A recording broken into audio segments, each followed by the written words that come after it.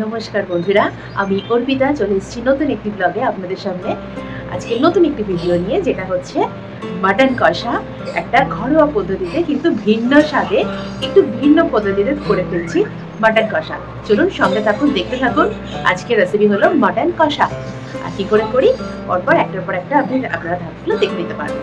তাহলে ভালো লাগলে অবশ্যই রেসিপিটা কিন্তু ঘরে করবেন আর জানাবেন কেমন হয়েছে। তাহলে চলুন দেখে নিই কিভাবে আমি তাহলে তৈরি করতে থাকি। মাটনটাকে আমি দুপুরবেলাতেই দই দিয়ে আর নুন দিয়ে ম্যারিনেট করে ফ্রিজে রেখে দিয়েছিলাম। ডিপ ফ্রিজে নয়, ডিপ ফ্রিজে রাখলে পরে শক্ত হয়ে যাবে, যেটা আমি রান্না করতে পারবো। তো এবার সেটাকে রান্না করার 8 ঘন্টা আগে বাইরে বার করে এটাকে আনপ্যাক করে আপনাদের দেখিয়ে, এটার মধ্যে দই দিয়ে আর নুন দিয়ে ম্যারিনেট করে রাখা হয়েছে। তাহলে প্রথমে আমরা গ্যাসটাকে অন করে নিই। গ্যাসটা অন করে গ্যাসটা আমরা দিয়ে দেবো কড়াইতে পরিমাণ মতো তেল। আর তেল দেওয়া হলে তেলটা পরিমাণ মতো দিয়ে দেবেন। আমরা যে তেলটা নিচ্ছি ওই একই তেলে আলু ভেজে, আমি এখানে আলু কেটে ধুয়ে রেখে দিয়েছি। এতে নুন মাখানো আছে। এই নুন মাখানো আলুটা ডুমো ডুমো করে কাটা, কারণ কথাই আছে না, মাংসের কষা মাংসের সঙ্গে বা মাটনের সঙ্গে ধামসা আলু তার জুড়ি মেলা ভার। তো কেটে নেওয়া হয়েছে সেই ধামসা আলু, সেটাকে ভেজে নেব। আর তার সঙ্গে আর মাটনটা করতে আমার লাগছে পরিমাণ মতো আদা আর রসুন, যেটাকে আমি গ্রাইন্ডারে দিয়ে একটু পেস্ট করে নেব। এতে অল্প পরিমাণ জল দিয়ে দেব। আর ভিন্ন স্বাদ কেন বললাম, তার সঙ্গে নিয়েছি, আপনারা হয়তো এই পেঁয়াজটার সঙ্গে সকলেই পরিচিত, অনেকেই বলতে পারেন পরিচিত, এটি হচ্ছে ছাঁচি পেঁয়াজ বা অনেকে ছোট পেঁয়াজ বলে। এগুলোকে আজকে আমি ডুমো ডুমো যেভাবে আছে সেভাবেই দেব। এতে মাটনের যে স্বাদটাকে আরো বাড়িয়ে দেবে। আর তার সঙ্গে নিয়ে নিয়েছি পরিমাণ মতো মিডিয়াম সাইজের 4টে কুচনো পেঁয়াজ। আর ফোড়নে দেব হচ্ছে শুকনো লঙ্কা, তেজপাতা, সাদা জিরে। আর এর সঙ্গে আমি দিচ্ছি গোটা গরম মশলাটাকে একটা ভাজা মশলা বানিয়ে, যার মধ্যে জয়িত্রী, জায়ফল, বড় এলাচ, ছোট এলাচ, লং আর দারচিনি। এই কটাকে, যেহেতু আমি এই মশলাটাকে আগেই আমি ভেজে গুঁড়ো করে ঘরে রেখে দিই, অনেক কিছুতে দেওয়া যায়, সেটা চিকেন বলুন, মাটন বলুন বা গাছপাঠা বলুন, যেটাকেই আপনি বলুন না কেন, তো সেটা আমার অলরেডি ঘরে রেডি করা থাকে। তো সেটাও আমি ইউজ করব। আমি বলে দিচ্ছি কোনটাকে কখন কখন ব্যবহার করব। চলুন, যতক্ষণে তেলটা গরম হয়ে গেছে আমি আলুগুলোকে এক এক করে তেলের মধ্যে ছেড়ে দিই। গ্যাসের ফ্লেমটাকে একটু কম করে নেবেন।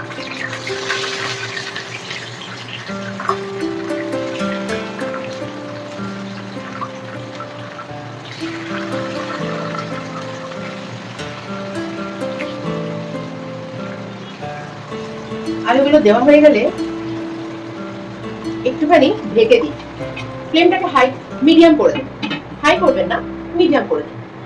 করে এটাকে 5 মিনিট ভেতরে বয়েল হতে দিন। হালকা বয়েল হয়ে গেলে দেন এটাকে খুলে নিয়ে, ঢাকনাটা খুলে একটু ফ্রাই করে নেব, লালচে লালচে কালার যাতে চলে আসে। তারপর আলুটাকে তুলে রেখে বাকি মাংসটাকে আমরা রেডি করব রান্নার জন্য। আলুগুলো ভাজা হয়ে গেছে, আলুগুলোকে তুলে নিয়ে ওই তেলেই দিয়ে দিচ্ছি শুকনো লঙ্কা, তেজপাতা, সাদা জিরে। আর সেই সঙ্গে দিয়ে দিচ্ছি পরিমাণ মতো কুচিয়ে রাখা পেঁয়াজ। পেঁয়াজগুলো লাল লাল করে ভেজে নিতে হবে। আর এর সঙ্গে দিয়ে দিচ্ছি সেই ছাঁচি পেঁয়াজ আর চেরা কিছু কাঁচা লঙ্কা।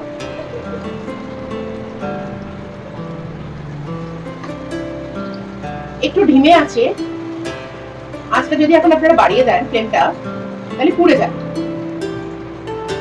মিডিয়াম ফ্লেমে রেখে না ঢাকা দিয়ে এটাকে ভাজতে হবে একটু ব্রাউন কালার হয়ে আসা পর্যন্ত। দেখুন পেঁয়াজগুলো লাল লাল হয়ে এসেছে, ব্রাউন কালার হয়ে গেছে। এইবার এটার মধ্যে দিয়ে দেব মাংসগুলোকে দিয়ে 20 থেকে 25 মিনিট ভালো করে রান্না করতে হবে, যেন কষাতে কষাতে মাংসটা পেঁয়াজের রসেই রান্না হয়ে যাবে। এক্সট্রা করে আর পরে কষাতে হবে।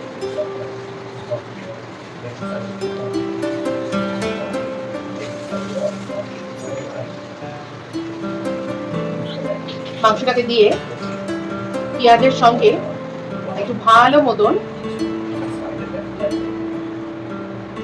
এখন কিন্তু গ্যাসের ফ্লেমটা হাই রাখবে।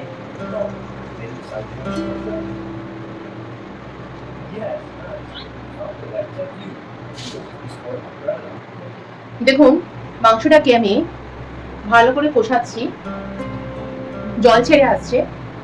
এই ফ্লেমে রেখেই ফ্লেমটাকে এখন কমাবো না, মাংসটাকে আমি ঢেকে দেবো 20-25 মিনিট এইভাবে হতে দেবো।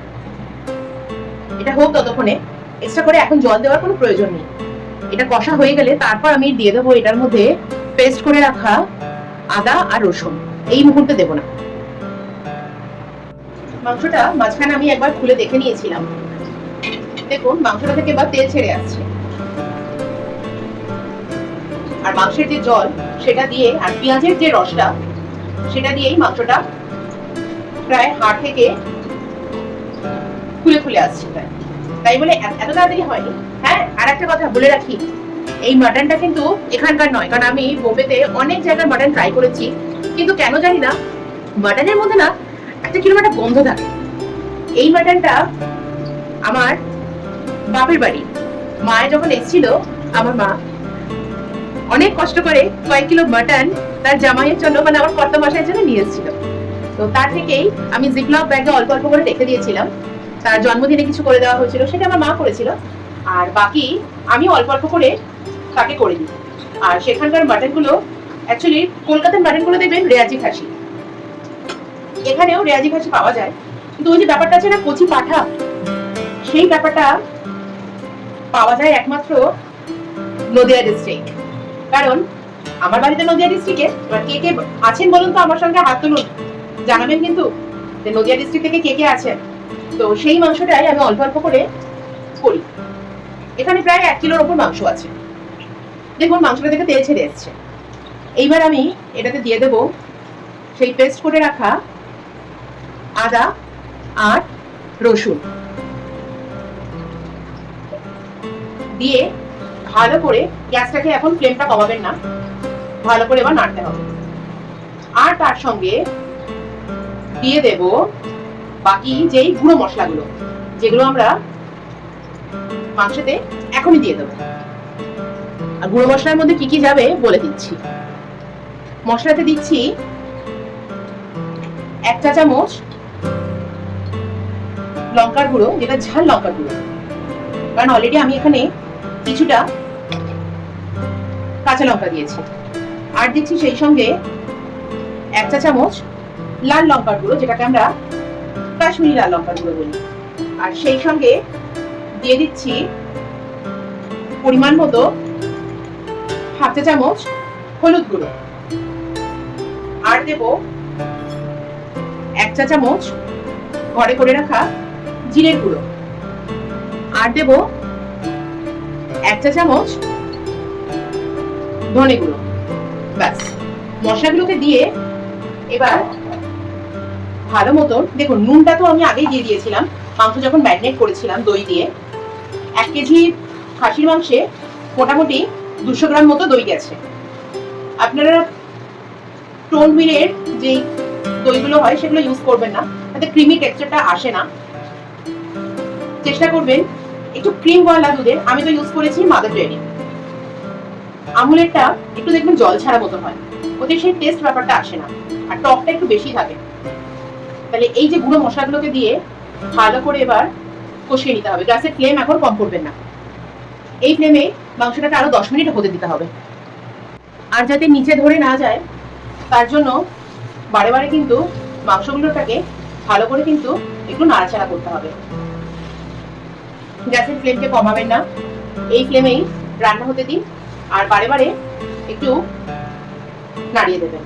মাংসের পিসগুলো দেখুন, দেখেই মনে হচ্ছে এখনই খেয়ে নিই। তো আমার মাকে অসংখ্য ধন্যবাদ, এত কষ্ট করে সেই আমার বাড়ি থেকে বোম্বেতে টেনে নিয়ে এসছে কয়েক কিলো মাংস তার জামাইয়ের জন্য। জামাই নয়, জামাই উদ্দেশ্য, আমিও খাই, কিন্তু আমি মাটনটা অতটাও পছন্দ করি না। আমার কর্তামাকে যেহেতু পছন্দ করেন, কিন্তু এখানে আসার পর থেকে সেই স্বাদের মতো মাটন, ভালো মাটন আমরা পাচ্ছি না। তো দেখুন, মাংসটা ভালো মতন কষানো হয়ে গেছে, মাংস থেকে এবার তেল ছেড়ে আসছে। এবার আমি দিয়ে দেব ভেজে রাখা আলুগুলো। আলুগুলোকে দিয়েও ভালো করে একটু নাড়াচাড়া করে নিতে হবে, যাতে আলুগুলোর গায়েও মশলাটা খুব সুন্দরভাবে লেগে যায়। আর হ্যাঁ, অবশ্যই একটা কথা, আমি গরম জল করে রেখেছি। আপনারা যারা অনেকে গ্রামে থাকেন, তারা তো কাঠের জালে রান্না করেন, তাদের জন্য প্রেসার কুকার লাগে না। কিন্তু আমরা যারা শহরে থাকি, কাঠের জালে কোথায় রান্না করতে পারবো বলুন? তো প্রেসারে কিন্তু দুটো হলেও সিটি কিন্তু দিতেই হবে, না হলে মাংসটা ঠিকঠাক মতো সেদ্ধ হবে না, খাওয়া যাবে না। আর যারা একটু নরম মাংস পছন্দ করেন খেতে, যেমন কি আমার কর্তা মশাই, তো ওর জন্য মিনিমাম দুটো সিটি আমাকে দিতেই হবে। দুটো সিটি দিয়ে সেটাকে 15 মিনিটের জন্য যদি আমি বন্ধ করে রাখি প্রেসার কুকারটাকে, তারপর খুলে যদি সার্ভ করা হয়, সে অপূর্ব গন্ধ হয়, খেতে এত সুস্বাদু হবে। আর হ্যাঁ, যেহেতু দই দেওয়া হয়েছে, ভুলেও কিন্তু এতে টমেটো ইউজ করবেন না, টমেটো দেওয়ার কোনো প্রয়োজন নেই। মাংস তার নিজের গন্ধে মনে হবে যেন মাংস আপনাকে বলছে, আয় আমাকে খা তোরা। চলুন, এতে লাস্ট আমি দিয়ে দেবো মশলার মধ্যে শুধু অল্প করে গরম মশলা। এই দিয়ে দিলাম অল্প করে, খুব বেশি পরিমাণ দেওয়ার প্রয়োজন নেই। দিয়ে দিলাম এই আমার গরম মশলা। গরম মশলাটি দিয়ে আরেকবার এটাকে ভালো করে নাড়াচাড়া করে দিই। দেখুন, মাংস হয়েই এসছে। সিটিটা দেওয়া শুধুমাত্র প্রপার সেদ্ধ হওয়ার জন্য। আপনারা যারা মনে করবেন এই মাংসটা, অনেকেই শক্ত মাংস পছন্দ করেন, তারা এটা অবশ্যই খেতে পারবেন।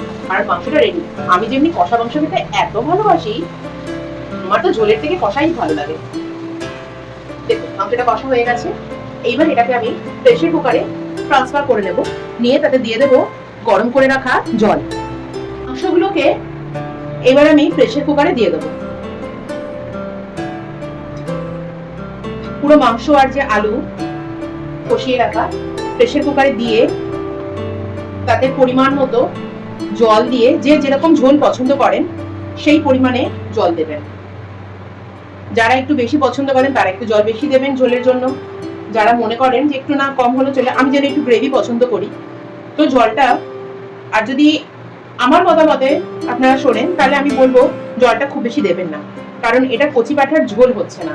তো এতে মিডিয়াম যদি গ্রেভি রেখে আপনারা বানান, লুচি বলুন, পরোটা বলুন, ভাত বলুন, বাসন্তী পোলাও, কি জিরা রাইস, যে কোনো কিছুর সঙ্গে, নাহলে তো গরম ধোয়া ওঠা ভাতের সঙ্গে এটা অপূর্ব লাগবে খেতে।